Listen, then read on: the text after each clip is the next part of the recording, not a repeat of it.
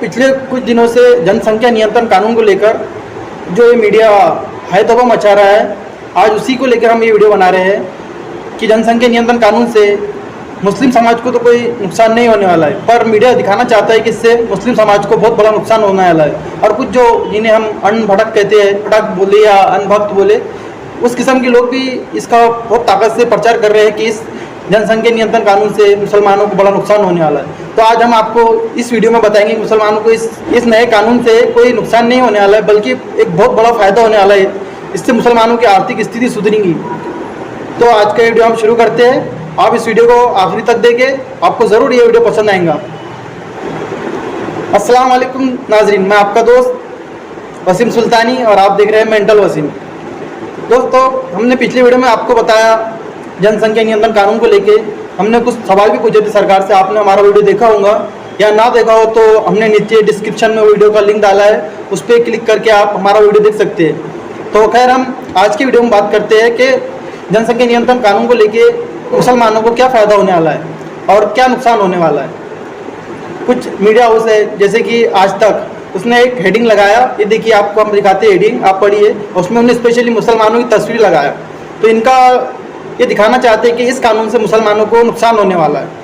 और कुछ जाहिल किस्म के लोग हैं जो सोशल मीडिया पे जनसंख्या नियंत्रण कानून का प्रचार कर रहे हैं, तो वो भी अजीब गजब पोस्ट कर रहे हैं, एक इतनी वाहियत पोस्ट कर रहे हैं कि जैसा मुसलमान इस कानून का विरोध करे और इस कानून से इन्हें बहुत बड़ा नुकसान होने वाला है। तो इस तरह की पोस्ट वो सोशल मीडिया पे वायरल कर रहे हैं। तो उन पोस्टों के कुछ स्क्रीनशॉट भी हम आपको हमारी इस वीडियो में दिखा रहे हैं। आप देखिए उन स्क्रीनशॉट को और पता कीजिए किस तरह से ये जनसंख्या नियंत्रण कानून पे मुसलमानों को डराने की कोशिश कर रहे हैं, जबकि इस कानून से मुसलमानों का कोई नुकसान नहीं होने वाला है। आप जानते हैं कई लोग ऐसे जो कहते हैं मुसलमान 14 बच्चे पैदा करते हैं, 15 बच्चे पैदा करते हैं, 10 बच्चे पैदा करते हैं, 18 बच्चे पैदा करते हैं। तो हम उन्हीं के जो लॉजिक है उनका, उस हिसाब से हम आपको ये वीडियो में बताने वाले हैं कि उनका जो लॉजिक है उस हिसाब से तो मुसलमानों के लिए कानून काफ़ी बड़ा फ़ायदेमंद है और इससे बहुत बड़ा मुसलमानों को एक आर्थिक फ़ायदा होने वाला है। वो कैसा होने वाला है समझिए। अभी जो कहते हैं ना 14 बच्चे, तो हम 14 नहीं, हम 10 ही बच्चों को पकड़ते हैं। आप 10 बच्चे जो एक मुसलमान पैदा करता है उस हिसाब से हम आपको समझाते हैं। आज एक बच्चे को पैदा कीजिए तो उसका खर्च होता है शुरू से लेके जब वो पैदा होता है, तो पहला खर्चा आता है डिलीवरी का। औरत को जब उसके पेट में जब बच्चा रुकता है तो वहाँ से उसका खर्च शुरू हो जाता है उस बच्चे का। तो वो बच्चे का खर्च समझ लो आप डिलीवरी तक ही 30,000 रुपये चले जाता है। और बाद में उसकी पढ़ाई है, उसका कपड़े है, उसके बर्थडे है, उसकी खतना का प्रोग्राम भी है, काफ़ी बड़ा होता है हमारे इसमें। खतना है, चिल्ला है, हकीका है, और भी बहुत सी चीज़ें हैं, स्कूल है। यानी कि उस बच्चे का, एक बच्चे का हम बता रहे हैं अभी 10 बच्चे का, सिर्फ एक बच्चे का हम आपको बजट बता रहे हैं कि मुसलमान एक बच्चे पे कितना खर्च करता है। तो एक बच्चे का बजट शुरू हो चुका है, आप समझिए। तो अब इसमें हो गया, उसकी खतना है, उसको हज़ारों रुपये लगते हैं। हकीका है, उसमें लाखों रुपए खर्चे हो जाते हैं। उसके बाद होता है स्कूल की पढ़ाई है, उसमें भी काफ़ी खर्च आता है। जब हम 10th क्लास तक तो कोई बच्चा कमाई नहीं करता है, तो हम सिर्फ 15 साल का ही उस बच्चे का आपको बजट बता रहे हैं। एक मुस्लिम बाप एक अपने बच्चे पे कितना खर्च करता है, तो फिर वो मिला के टोटल आपको बताएंगे 10 बच्चों पे कितना खर्च होता है। तो पहला खर्च हुआ, अभी उसके जैसा हमने शुरू किया है, तो अभी पहला खर्च हो गया उसका माँ से डिलीवरी से लेके, तो उसमें 30 से 35,000 रुपये उसके खर्च हो जाते हैं। माँ का खर्च हो गया, उसमें डिलीवरी का खर्च हो गया, दवाखाने का खर्च हो गया, सब हो गया। अब वो पैदा होता है, उसके बाद उसके दूध का खर्च, उसकी दवाई का खर्च, उसके हर चीज़ का खर्च, यानी घर में वो जब आएगा तो उसके बाद जो उसके प्रोग्राम चलेंगे उनका खर्च।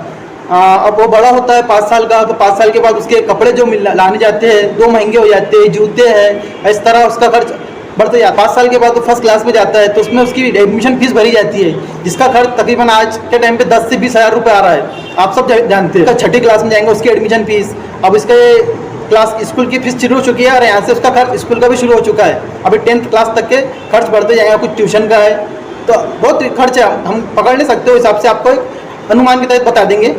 तो अभी खर्च शुरू हो चुका है। अब इसमें उसके कुछ प्रोग्राम भी है, कुछ कपड़े लेने प्रोग्राम आते हैं, जैसे त्यौहार आते हैं, ईद है, बकरा ईद है, काफ़ी त्यौहार आते हैं, उसमें भी नए कपड़े बनाता है, शादियाँ आती है और भी कई प्रोग्राम चलते हैं, तो उसमें भी नए नए कपड़े दिलाने पड़ते हैं। कपड़ों का खर्च भी काफ़ी बढ़ जाता है साल भर का, 1 साल का खर्च सिर्फ ही।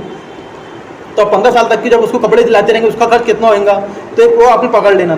तो सब मिला के हम एक बच्चे का खर्च पकड़ते हैं तकरीबन 100 रुपये रोज़ से, सिर्फ 100 रुपये रोज़ पकड़ते हैं कि उसको 15 साल तक पालेंगे एक बाप, तो उसको 100 रुपये खर्च आएगा।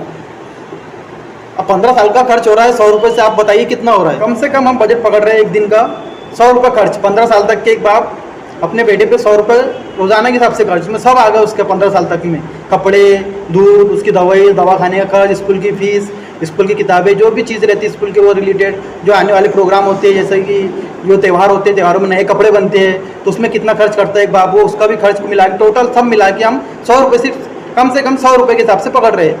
यानी कि 100 रुपये रोज़ाना खर्च करेंगे एक बाप एक बच्चे पे और 15 साल तक खर्च करेगा।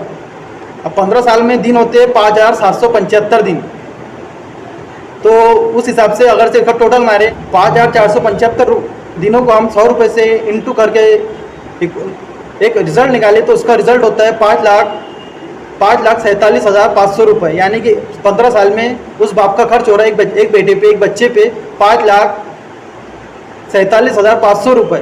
कितना टोटल हो गया? 5,47,500 रुपये। यानी कि सिर्फ एक बच्चे पे उसका खर्च हो रहा है 5 लाख से ऊपर। अभी इसमें शादी भी नहीं पकड़ी हमने, शादी में भी खर्च करता है बाप, तो हमने सिर्फ उसकी 15 साल की उम्र के जो 15 साल होती है उस तक के ही पकड़े अभी, तो इतना 5 लाख रुपये खर्च कर रहा है वो, सभी मिला के उसके जो बच्चे पे खर्च करता है। तो अभी 5 लाख को अगर से हम 10 बच्चों में इंटू करें, यानी 10 बच्चों के साथ 5 लाख को जोड़े तो कितना हो रहा है? 50 लाख रुपये। समझे कुछ? 50 लाख रुपये एक बाप अपने 10 बच्चों पे खर्च करता है। इन लोगों के हिसाब से जो इस बोलते हैं ना अनपढ़ किस्म के लोग, जो मीडिया वाले बताना चाह रहे हैं कि मुसलमान 10 बच्चे 14 बच्चे पैदा करते हैं, हम 14 तो नहीं पकड़ेंगे पर 10 का टोटल बता रहे हैं आपको सिर्फ, तो 10 बच्चों पे 50 लाख रुपये खर्च हो रहा है। अब जब ये कानून बन जाएगा तो जब मुसलमान 2 बच्चे पैदा करेंगे तो कितने खर्च होंगे उसमें? अगर से ये हिसाब से पकड़े सिर्फ 10 लाख रुपये, यानी कि 40 लाख रुपये बच रहा है। अब वो 40 लाख रुपये में इन 2 बच्चे जो उसने पैदा किए इस कानून के बाद, तो उसमें उनका किस तरह परवरिश कर सकता है आप सोचिए। उससे उन 2 बच्चों को 40 लाख रुपए में अच्छी से अच्छी पढ़ाई करा सकता है, अच्छे से अच्छे कॉलेज में एडमिशन दिला सकता है, मेडिकल कॉलेज में एडमिशन दिला सकता है, डॉक्टर बना सकता है, वकील बना सकता है, जब 40 लाख रुपए उसके पास बजट बच रहा है। वरना उसके 50 लाख रुपए तो खर्च ही हो रहा है अगर से वो 10 बच्चे पैदा करता है।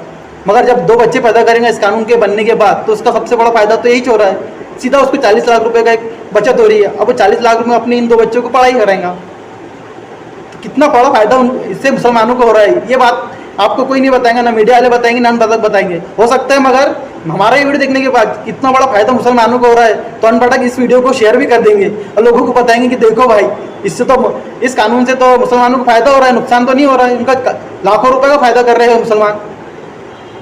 हो सकता है करेंगे अनभक्त, मुझे ऐसा लगता है इस वीडियो को शेयर भी कर दें अनभक्त। तो आपको हम 40 लाख रुपए में अब वो मुसलमान जो बाप है उन 2 बच्चों का किस तरह परवरिश करेगा आप समझिए। वो डॉक्टर बना सकता है, वकील बना सकता है, इंजीनियर बना सकता है, बड़े से बड़े कॉलेज में एडमिशन दिला सकता है। जब वो 10 बच्चों को पाल सकता है, जब उनका बजट इसके पास बच जाएगा, बचत हो जाएंगी रकम की, तो इस तरह 2 बच्चों को पालना तो उसके लिए बहुत आसान होगा और उन्हें अच्छी से अच्छी शिक्षा देंगे वो। इससे फायदा किसका है? तो इस कानून से सीधा और साफ फायदा मुसलमानों का दिख रहा है, कोई इसमें नुकसान नहीं दिख रहा है। बस ये मीडिया एक हवा बना रहा है कि इस कानून से मुसलमानों को बड़ा नुकसान होने वाला है।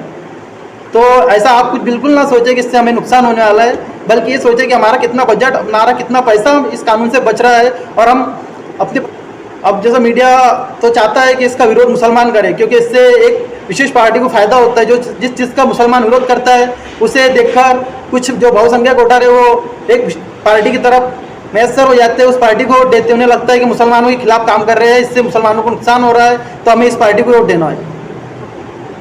तो इसलिए कुछ मीडिया हाउस, हमारे कुछ ऐसे लीडर है, कुछ ऐसे स्पोक पर्सन है जो मीडिया के हाउस में पड़े रहते हैं और हमारे बड़े बड़े मुद्दे उठाते हैं, तो उन्हें बुलाया जाएगा कि आप आकर इस कानून का, यानी कि जनसंख्या नियंत्रण कानून का आप विरोध कीजिए और बताइए कि इससे मुसलमानों को नुकसान है।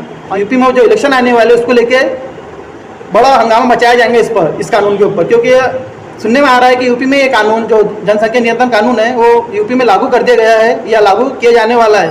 तो वहाँ के इलेक्शन में बीजेपी को फायदा पहुंचाने के लिए, साफ जैसा बीजेपी को फायदा पहुंचाने के लिए हमारे कुछ मुस्लिम लीडर इस कानून का बहुत ताकत से विरोध करेंगे। ऐसा बताएंगे कि जैसा इस कानून से हमें इतना बड़ा नुकसान होने वाला है कि हम जिंदा नहीं रह पाएंगे। तो ऐसा कुछ नहीं है, इनकी बातों में ना आई अपनी राजनीति चमकाने के लिए किसी भी हद तक गिर सकते हैं। तो आप पहले समझिए और सोचिए कि इस कानून से हमें नुकसान है कि फ़ायदा है। फ़ायदा है तो क्या है, नुकसान है तो क्या है। तो फ़ायदा तो मैंने आपको बता दिया है कि क्या फ़ायदा होने वाला है। तो हाँ, अब आपको मैं इसका नुकसान बताता हूँ कि नुकसान क्या होना है। इससे नुकसान देश को होने वाला है। अब नुकसान क्या है? जब हमारे 10 बच्चे पैदा होते हैं, ये जो लोग कहते हैं ना 10 बच्चे 14 बच्चे, तो उनके हिसाब से बता रहा हूँ, तो हमारे जो 10 बच्चे हम पैदा करते थे अब 2 बच्चों के आ जाएंगे।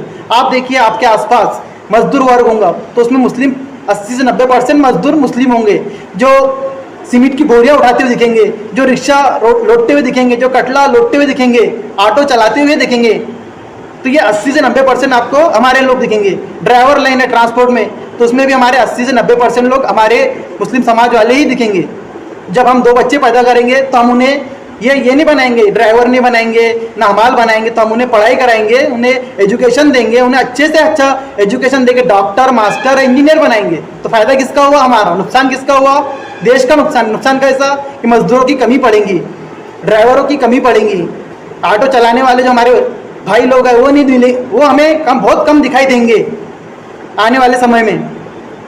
और एक सबसे बड़ा जो पंचर का जो हम पे ये थेपन लगाया गया, पंचर बनाने, पंचर वाली को हम बोलते हैं ना बहुत से खड़ूस लोग, तो उनको बता दूं, जो अफजर को लेके जो खड़ूस लोग हमारी खिल्ली उड़ाते हैं ना, तो उन्हें बताएंगे कि हमें अब हम हमारे 10 बच्चे नहीं है भाई, हम पढ़ाई कराएंगे बच्चों को, 2 बच्चे ही चाहिए, उन्हें पंचर नहीं सिखाएंगे, अब उन्हें हम एजुकेशन देंगे। तो नुकसान किसका हुआ? पंचर वालों की कमी आने वाले समय में पड़ने वाली है। तो पंचर कौन बनाएंगे फिर?